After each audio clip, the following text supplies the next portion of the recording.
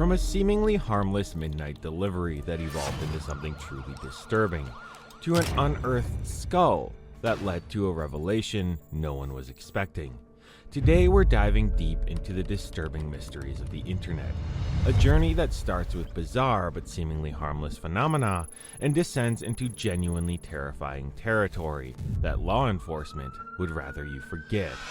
But before we begin this descent into the depths of digital horror, hit that subscribe button and ring the notification bell, because trust me, you're going to want to follow this series to its horrifying conclusion.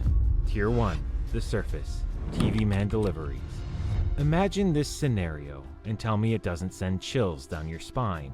You wake up one morning in your quiet Virginia neighborhood, step outside to grab your newspaper, and there's a brand new television sitting on your doorstep. No delivery truck in sight, no note, no explanation, just a free TV that definitely wasn't there when you went to bed. Your first thought might be that someone made a delivery mistake. Maybe Amazon screwed up an address. But then you walk outside and see your neighbor across the street examining an identical television on their doorstep.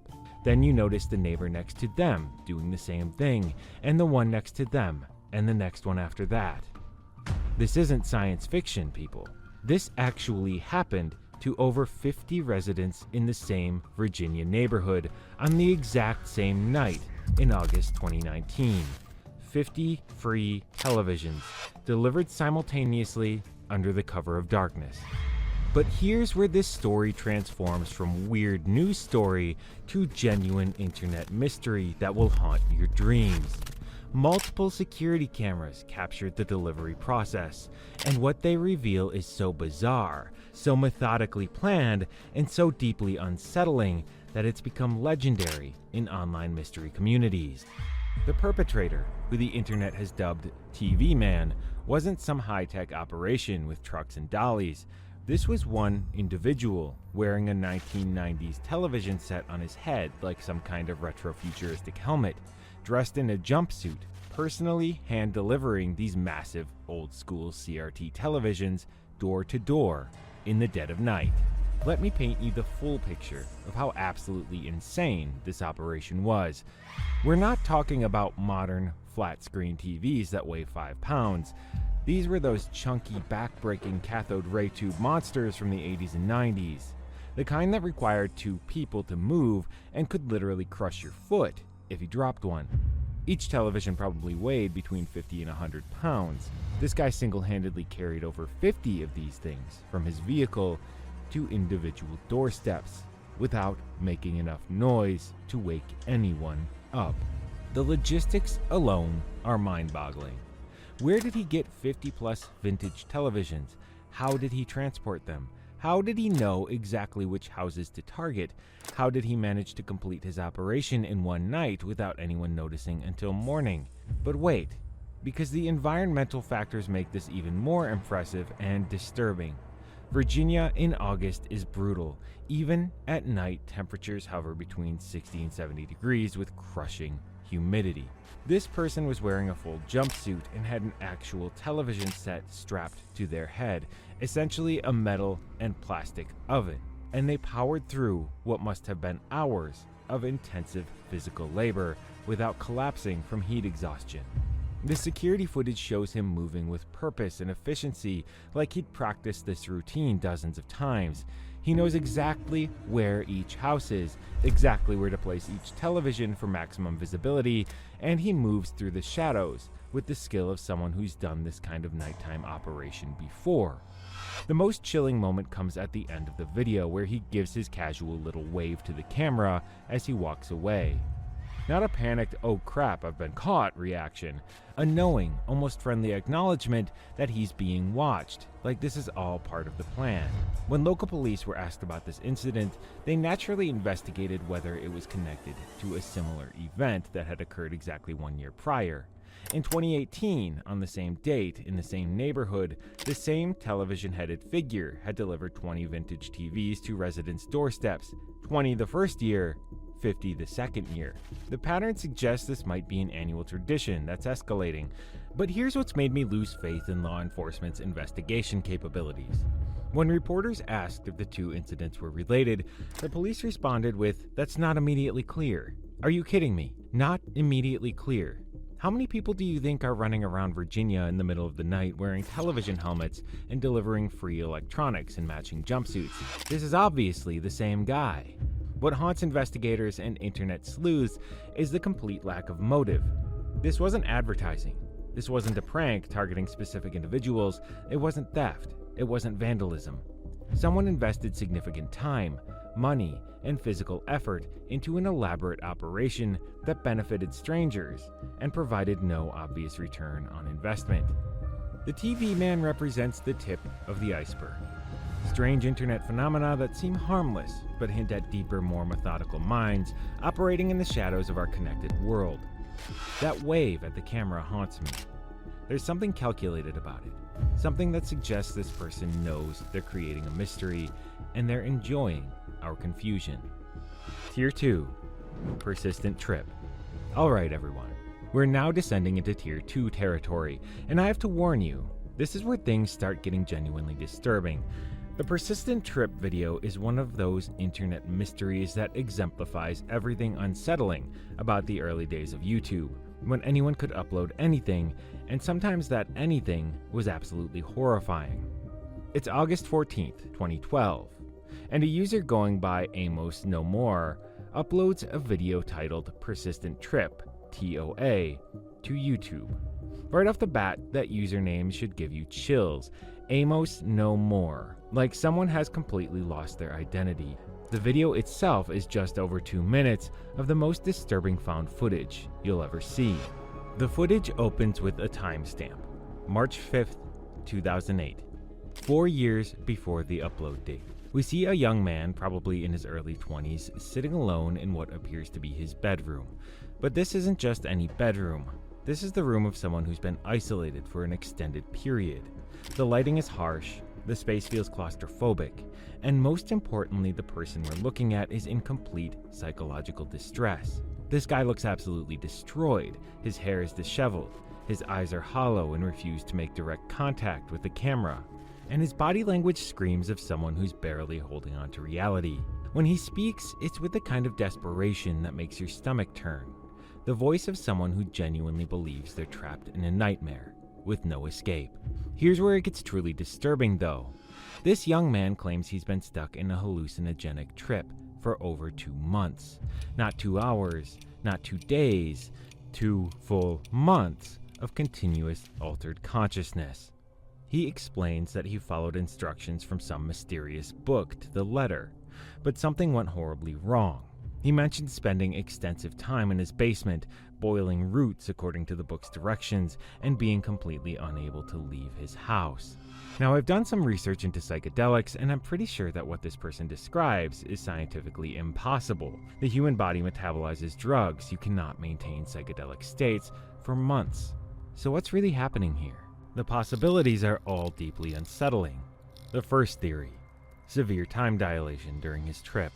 What felt like 2 months might have been just hours of real time, but his psychological state was so altered that he genuinely believed months had passed. Second, more disturbing possibility, drug-induced psychosis. Certain psychedelics can trigger schizophrenia or other psychotic disorders. In his mind, he's still tripping, but what's actually happening is a severe mental health crisis. There's also hallucinogenic persisting perception disorder, HPPD, where people continue experiencing perceptual disturbances long after the drug has left their system. But here's where the mystery deepens into something truly sinister. According to Amos No More, this wasn't his footage. He claimed he found the tape on a park bench. Just months later, another user called Dizzy Duck uploaded the same video, adding that it was found somewhere in Philadelphia. And here's the detail that made my blood run cold. If you look carefully at the background, there appears to be what looks like a revolver sitting on the shelf behind the man's shoulder. When you consider the man's psychological state and obvious desperation, the presence of a potential weapon adds genuine danger to the situation. If this footage is real, we might be watching someone's final days or hours. The timestamp puts the recording in 2008, uploaded in 2012. What happened to this person in those 4 years? Despite having over 400,000 views, there's virtually no credible information available online. The only reference I found was a defunct Reddit thread from 11 years ago, and even that poster has deleted their account. This complete absence of information is deeply suspicious. How does a video this disturbing fly completely under the radar? The substance theories add complexity. Amos suggested datura, devil's trumpets, which matches the description of boiling plant material. However, datura users typically experience terrifying hallucinations and bizarre behavior, not the composed speech we see. Ayahuasca is more likely, prepared by boiling roots, but its effects last 4 to 6 hours maximum, not months. The hoax theory can't be ignored either. The found footage narrative seems conveniently dramatic, and there's zero verifiable information. But if it's a hoax, it's incredibly convincing. The psychological distress appears genuine, and if this were for internet fame, you'd expect the creators to eventually capitalize on the hundreds of thousands of views. Instead, Amos has remained silent for over 12 years. The middle ground theory that haunts me the most. The original video was real, documenting someone's genuine psychological crisis. Perhaps it initially appeared elsewhere, before disappearing, and Amos discovered it and created the found footage story around it. What makes this story concerning isn't just the disturbing content, but the complete absence of resolution. We're left with only questions. Is this real? Who was this person? What happened to them? The video serves as a dark reminder of the early internet's capacity to preserve moments of genuine human crisis, without context or resolution. Tier 3. Poorly Planned Comics. Jack Masters. Welcome to Tier 3, where we abandon any pretense of light mystery solving and dive into genuine human tragedy documented in real time. The story of Jack Masters and his Poorly Planned Comics isn't just an internet mystery, it's a complete psychological case study wrapped in a webcomic, and it will fundamentally change how you view online creative content. I need to warn you that this case deals with severe mental illness and suicide. I've spent weeks researching Jack's story, and it's genuinely changed me. This isn't entertainment. This is watching someone's brilliant mind destroy itself while they desperately try to communicate their pain through art. Jack Masters created what appeared to be a surreal webcomic series with bizarre humor and constant fourth wall breaking. His first comic featured characters joking that the camera was zoomed in too close, typical meta humor. But as I dug deeper into his hundreds of comics, I realized I wasn't looking at simple surrealism. I was witnessing someone's grip on reality collapse in real time. Jack published hundreds of comics featuring countless characters navigating complex maze-like storylines that often dissolved into nonsense. His art style was distinctive, surreal, almost childlike, but with underlying sophistication. However, between the random humor were moments of shocking philosophical depth that revealed the true nature of what we were witnessing. One strip that still haunts me was "The entire universe falls apart." Jack's characters begin realizing their universe isn't real. The panels literally start breaking down, the art deteriorates, and dialogue transforms into incomprehensible symbols. Characters scream as reality dissolves, with one declaring, "All right, I give up. It was all a dream," before the comic ends in visual chaos. Looking back, this reads like prophecy, a man watching his own reality collapse while documenting it through art. Jack included philosophical passages revealing a brilliant but troubled mind. He argued that art, once formalized, ceases to be true art, suggesting modern technology allows less talented people to create beauty better than masters like Michelangelo, concluding that Michelangelos are no longer needed. This wasn't just criticism. This was someone questioning their own value. The true horror begins with his final comic, simply titled "The End." It opens with words that made my stomach drop. "If you are reading this, I am dead." This wasn't meta humor. This was Jack's side note formatted as his final comic. He methodically listed his will, distributing possessions with matter-of-fact tone that made it more disturbing than if he'd been emotional. But what transforms this into Tier 3 territory was a link Jack provided to explain his actions. Clicking it took you to an archive containing thousands of emails between Jack and various people over several years. This wasn't sparse information, this was too much information, completely unorganized and presented in no chronological order. Through these emails, I discovered Jack suffered from multiple severe conditions. First, extreme schizophrenia. Jack described himself as full of seething, boiling hatred pain, admitting the only thing preventing violence was his understanding of consequences. The violent thoughts he detailed were genuinely disturbing. I won't repeat them, but they were clearly causing him immense distress, while he remained aware they were wrong. But schizophrenia was only part of it. Jack also had dissociative identity disorder. He constantly referenced Sui, described as his best friend and closest companion. Initially, I assumed Sui was real, but reading more emails revealed Sui was an alternate personality. Jack wrote about feeling something slipping away, and Sui taking control, describing lost time where Sui was in charge for hours or days. Jack used multiple online identities, including Simon S. I tracked down a YouTube channel with this name, featuring a 4-hour live stream of Jack talking to himself in 2 different voices while on LSD. Watching even minutes of this footage is disturbing.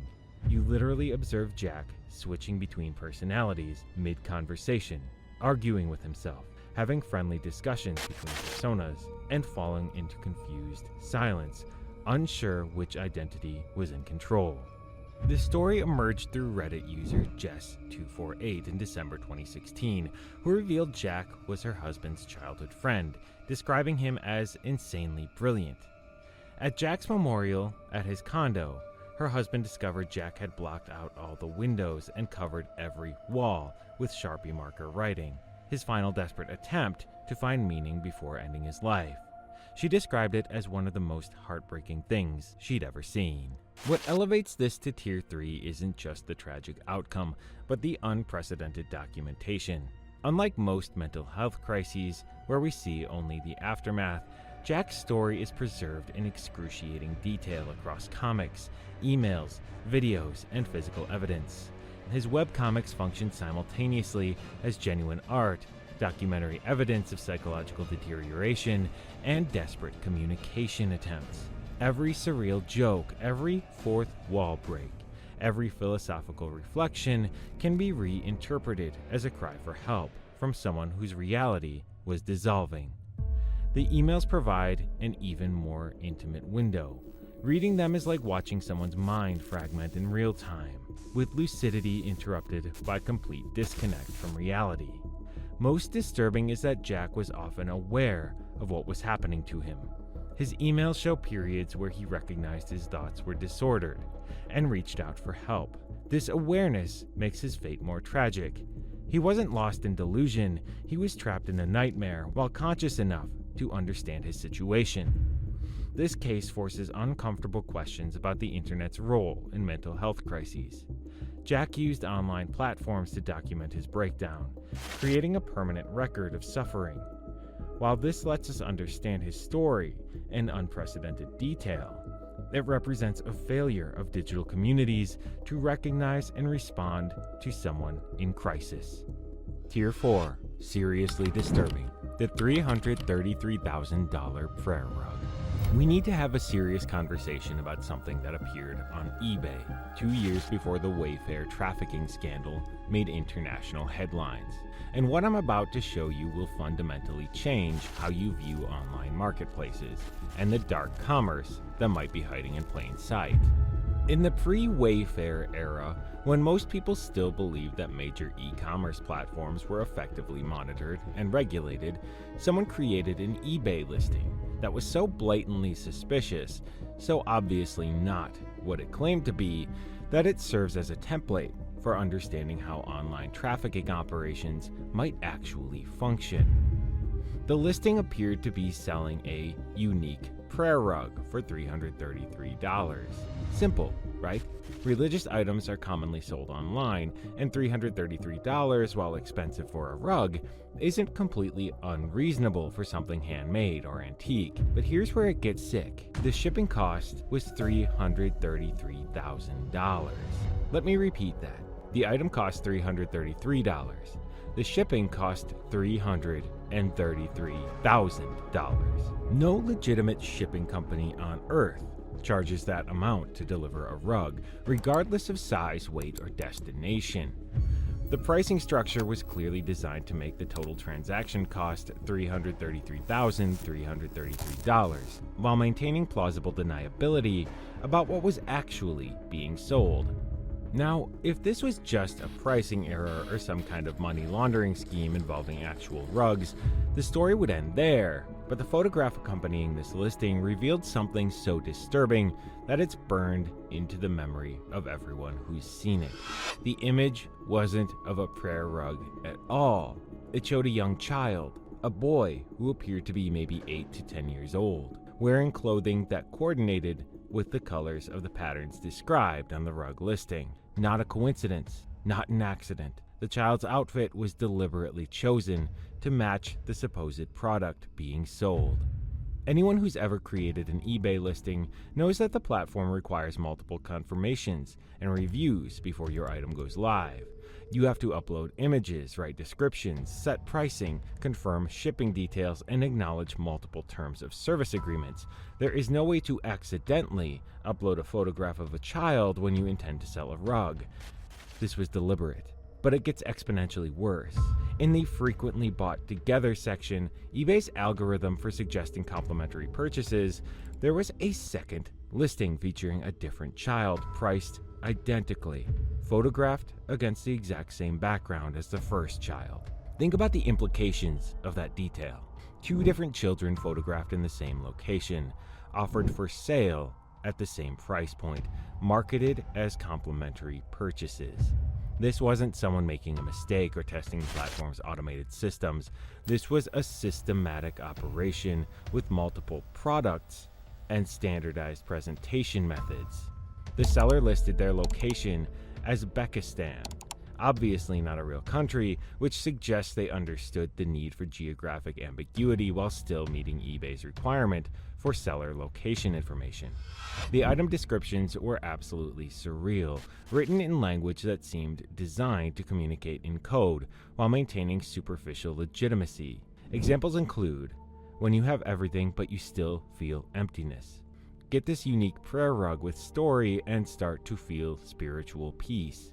If God wills this prayer rug to be your shield against hell, and I can't offer you the key to paradise, but I can offer you a unique prayer rug, which will lead you to paradise. The language pattern suggests someone for whom English is not a first language, but more importantly, they read like desperate attempts to imbue a commercial transaction with spiritual significance. The mention of a handkerchief filled with tears for the sake of God is particularly disturbing when you consider what this listing might actually represent.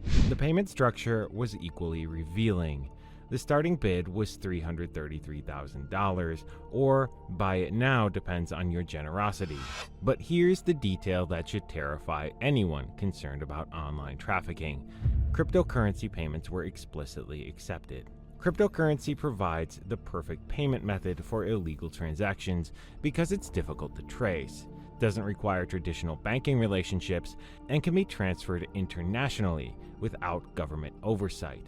The fact that this seller specifically mentioned crypto acceptance suggests they understood their target market's need for payment anonymity.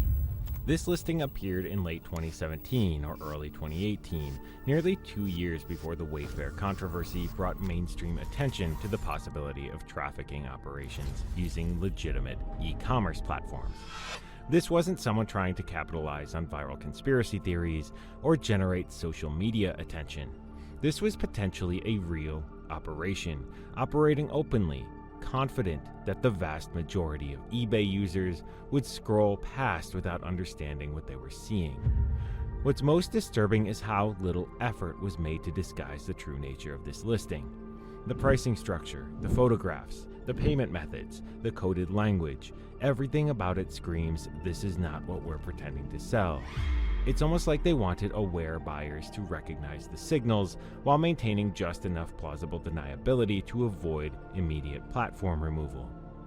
The timing of this discovery, years before online trafficking became mainstream concerns, suggests that these operations have been running much longer and more openly than most people realize.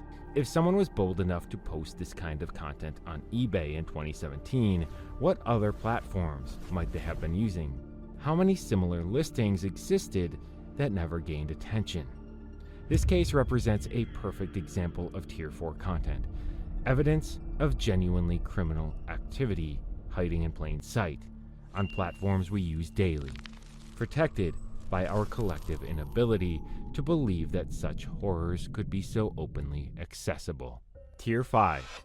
Genuinely terrifying. The Grand Canyon photo.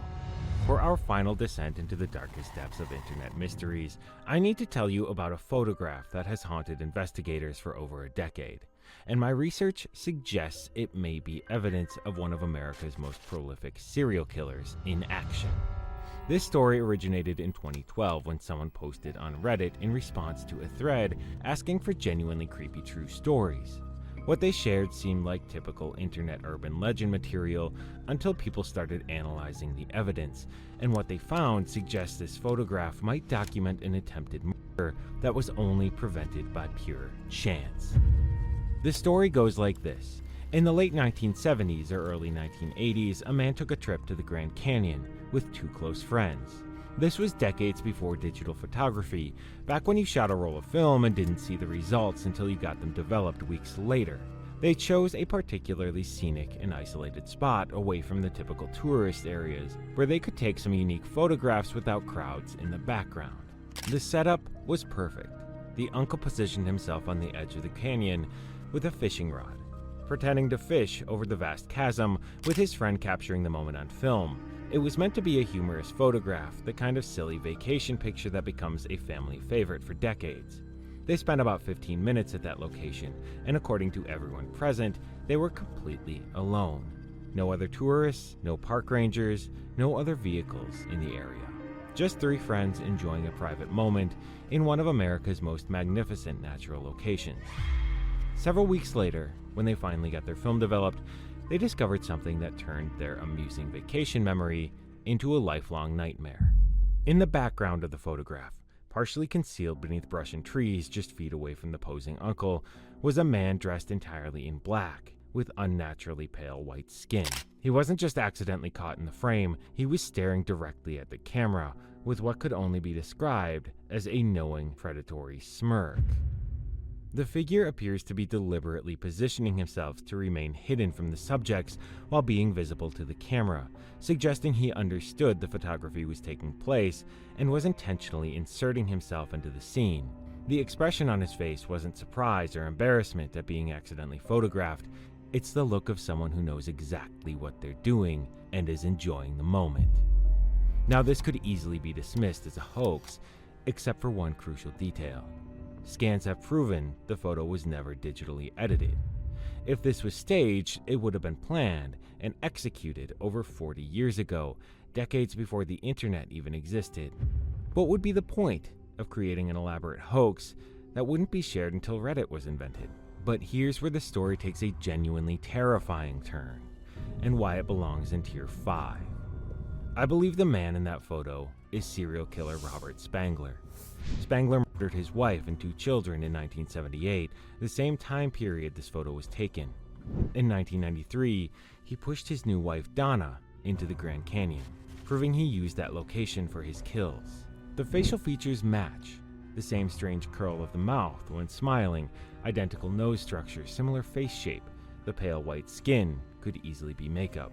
Here's the connection that gave me chills.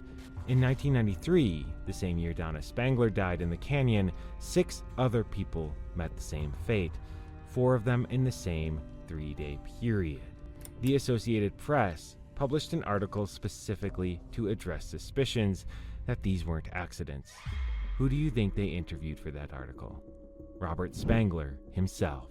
The photo might be evidence of Spangler stalking potential victims at the Grand Canyon years before he started pushing people to their deaths. The uncle in the photo was incredibly lucky. Spangler probably intended to push him, but realized he was being watched and photographed. The most chilling part Spangler only confessed to the murders he knew he couldn't be prosecuted for while he was dying of cancer. How many other victims were there that we'll never know about? The photograph might document a serial killer in his natural habitat, seconds away from potentially claiming more lives, captured purely by accident and preserved for decades before internet communities could analyze and understand what they were seeing. Tier 6. The Absolute Abyss. The Persephone Numbers Station. Get ready, as what I'm about to show you represents the perfect storm of internet horror. A mysterious video that traumatized millions of viewers, featured content so disturbing that people still can't watch it without experiencing genuine psychological distress, and revealed connections between entertainment media and content delivery systems that most people never wanted to understand. This is the story of the Persephone Numbers Station, a viral video that appeared to document real clandestine communications, but was actually something far more sinister and psychologically manipulative than anyone initially realized. The video first appeared in 2006, uploaded by an account called CPP Sonic, and it immediately became one of the most disturbing pieces of content the early internet had ever seen. Nearly 4 minutes long, the clip consists of black and white footage featuring what appears to be a woman in severe distress, broadcast using the aesthetic and technical characteristics of genuine number stations, clandestine shortwave radio broadcasts used by intelligence agencies to communicate with operatives in the field. Number stations are real, and they're genuinely unsettling even in legitimate contexts. They typically feature monotone voices reading sequences of numbers, letters, or coded phrases over shortwave radio frequencies. They've been used by governments worldwide for decades to relay classified information to spies, military personnel, and intelligence operatives in foreign countries. But the Persephone Numbers Station video took this concept and weaponized it for psychological impact in ways that revealed disturbing insights about how media manipulation actually functions in practice. The footage shows a distorted woman whose image appears to have deliberately been processed to maximize psychological discomfort. Her face is partially obscured, her features are unnaturally contorted, and her positioning in the frame creates an immediate sense of wrongness that triggers fight or flight responses in most viewers. But it's not just the visual content that makes this video so disturbing, it's the audio component that transforms it from merely unsettling to genuinely traumatic. Amidst strange frequency sounds that seem designed to create psychological tension and discomfort, the woman clearly speaks a pattern of numbers that initially appears to be random coded communication. The delivery is mechanical, desperate, and sounds like someone being forced to read information under extreme duress. However, when internet investigators began analyzing the number sequences, they discovered something that revealed the true sophistication of this operation. The numbers, when written out and translated using ASCII, American Standard Code for Information Interchange, spelled out the phrase evident agenda. This wasn't random communication or even typical ARG content. This was a precisely engineered psychological manipulation tool designed to create maximum emotional impact while delivering a specific coded message to viewers who were sophisticated enough to decode it. The video gained 2.9 million views, which means millions of people were exposed to content specifically designed to cause psychological distress as a delivery mechanism for hidden information. Think about the implications. Someone created a video that traumatized millions of viewers as a method for communicating a secret message to a select few who understood the decoding process. But the true horror of the Persephone Numbers Station video only became clear when investigators discovered its actual origins and purpose. The video was part of an alternate reality game, ARG, called The Lost Experience, created by the writers and producers of the television show Lost. The ARG was designed to engage fans and expand storylines during the hiatus between seasons 2 and 3, using innovative digital marketing techniques that blurred the boundaries between entertainment and reality. The phrase evident agenda wasn't just a hidden message, it was a password required to access the Hanso Foundation website, a fictional organization central to Lost mythology. Players who successfully decoded the numbers and entered the password could access additional ARG content, including videos, documents, and interactive experiences that expanded the show's universe. But here's where this becomes genuinely terrifying and reveals something disturbing about how entertainment corporations view their audiences. The original 2006 upload showed an even darker version of the video where the woman appeared to be positioned upside down in the frame, creating an even more disturbing and disorienting visual experience. Someone made a conscious decision that the standard version wasn't psychologically impactful enough, so they created an even more disturbing variant specifically designed to cause greater emotional distress on viewers. This wasn't accidental. It was calculated manipulation using techniques that bordered on psychological warfare. The identity of the woman featured in the video remains completely unknown, which adds another layer of horror to this case. The woman in the Persephone number station clip shares a very close resemblance to the woman shown in the introductory video for the Hanso Foundation website, suggesting that the same person was used for multiple pieces of ARG content. But she has never been identified. Her character has no name within the ARG itself, and there's no information about whether she was an actress, an employee, or someone else entirely. The possibility that this person was deliberately kept anonymous to prevent investigation into how this content was produced is genuinely disturbing. The visual style and content bear an unsettling resemblance to Why You Never Became a Dancer, another internet mystery that featured an alternate photograph of a young woman who was the victim of a Japanese serial killer. The similarities suggest either direct inspiration or shared techniques for creating psychologically manipulative visual content. This wasn't just entertainment or marketing.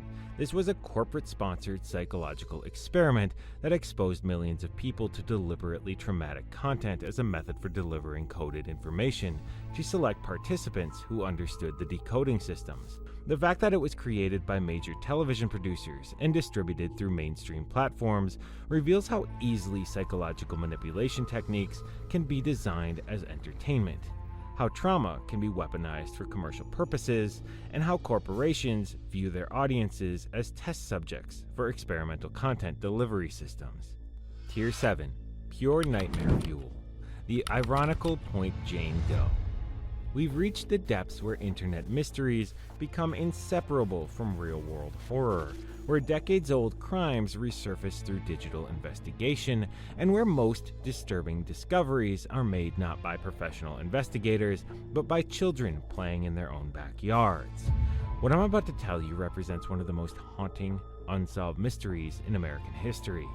A case that combines unexplained death, mysterious burial practices, and facial reconstructions so disturbing they've traumatized everyone who's seen them.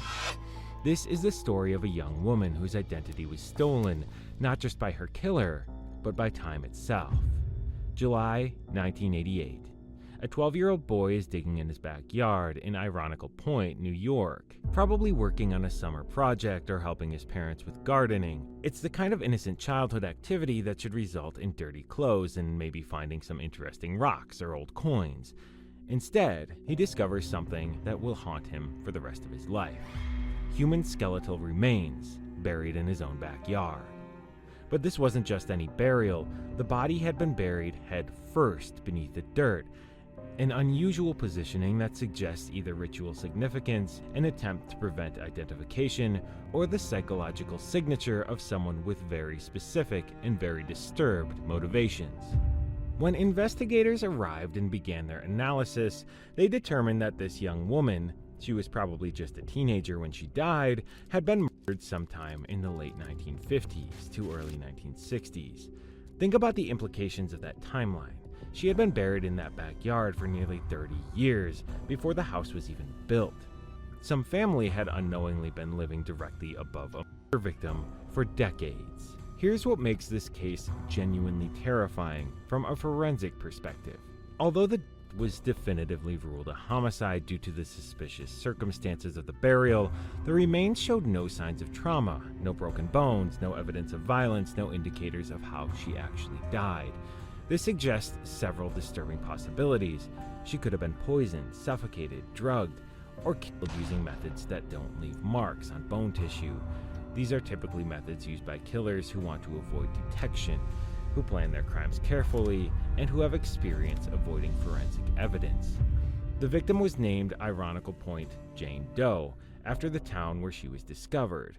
And despite decades of investigation, advanced forensic techniques, and multiple attempts at identification, her true identity has never been determined. But here's where this case enters true nightmare territory: the facial reconstructions.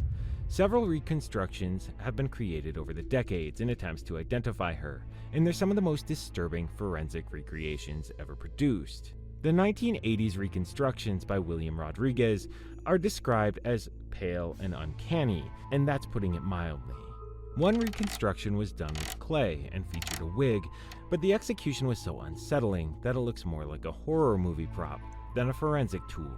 The reconstruction shows exposed teeth and wide staring eyes that seem to follow you wherever you move.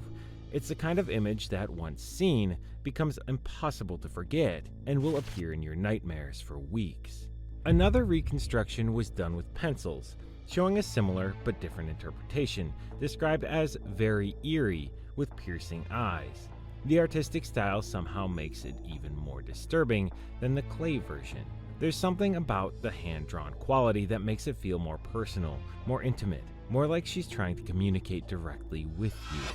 Most recently, the National Center for Missing and Exploited Children created a 3D version showing side-by-side rendering using modern digital reconstruction techniques. While more technically advanced and less obviously unsettling than earlier versions, it still carries an otherworldly quality that makes viewers deeply uncomfortable. What makes these reconstructions so disturbing isn't just their execution, it's what they represent. This is someone's daughter, sister, maybe girlfriend or wife, reduced to clay and pencil sketches because her killer not only took her life, but erased her identity completely. The leading theory about her identity focuses on Annabelle Hannah, a 27-year-old woman who disappeared on the morning of April 10, 1952, when she went to work at her local Walgreens pharmacy in Syracuse, New York. The geographic connection is significant. Syracuse is roughly an hour and 20 minutes away from where Ironical Point Jane Doe was found, close enough for someone to transport a body, far enough away to avoid immediate connection between the disappearance and the burial site. The physical evidence was compelling. Annie's height was listed as between 5'2" and 5'5", while Ironical Jane Doe's estimated height was between 4'10" and 5'5", a range that overlaps perfectly. The chronology also matches almost exactly.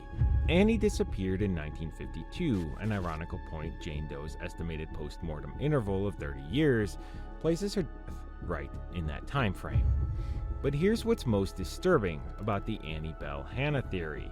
If she really is Ironical Point Jane Doe, it means someone successfully abducted a woman from her workplace in broad daylight, transported her to a different county, murdered her using methods that left no forensic evidence, and buried her head first in a location where she wouldn't be discovered for over 35 years.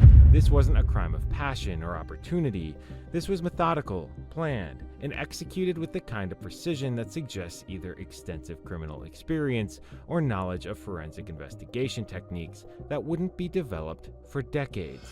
The head-first burial position has never been adequately explained. Some forensic anthropologists suggest it might have been an attempt to delay decomposition or make identification more difficult. Others believe it could have ritualistic or psychological significance to the killer. Perhaps what haunts me most about this case is the timeline. This young woman was murdered during the Eisenhower administration, buried in a backyard that would eventually become someone's home, and remained undiscovered until a child playing in 1988 literally stumbled across her remains. For over 3 decades, families lived their daily lives, barbecues, birthday parties, children playing, directly above the grave of a murder victim. The killer probably watched houses being built on that land, maybe even met the families who moved in, knowing that their secret was buried just feet below the foundation. The Ironical Point Jane Doe case represents everything that's terrifying about unsolved murders: the complete erasure of identity, the failure of investigative systems, the possibility that killers can successfully hide their crimes for decades, and the knowledge that there are probably hundreds of similar cases where bodies have never been found at all.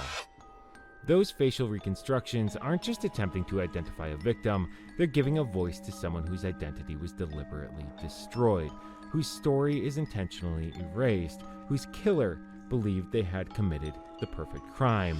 And for over 35 years, they were right. Sleep well, Internet. The abyss has been staring back at us through our screens for decades, and we've been staring right back, without understanding what we were seeing. And that concludes our complete journey through the internet mystery iceberg. From TV man's harmless midnight deliveries to corporate psychological warfare disguised as entertainment, we've seen how digital mysteries reveal increasingly disturbing truths about the hidden systems that govern our lives. We've learned that the internet isn't just a neutral communication tool. It's a battleground for attention, influence, and psychological control, where users are simultaneously the customers, the product, and the test subjects for manipulation techniques that most people can't imagine and wouldn't consent to if they understood what was happening. The next time you encounter something weird online, ask yourself, is this just random internet strangeness, or is someone conducting experiments on human psychology using your emotional responses as data points? The internet mystery iceberg never ends. It just goes deeper than most people are willing to look. Thanks for joining me on this descent into digital horror. Now go touch some grass, hug your loved ones, and remember that the most important mysteries are the ones happening in the real world, with real people, where genuine human connection still matters more than engagement algorithms. But first, make sure you're subscribed, because the internet's darkest secrets are always evolving, and someone needs to keep watching the watchers. Sweet dreams, everyone. Try not to think about what other experiments you might be participating in without knowing it.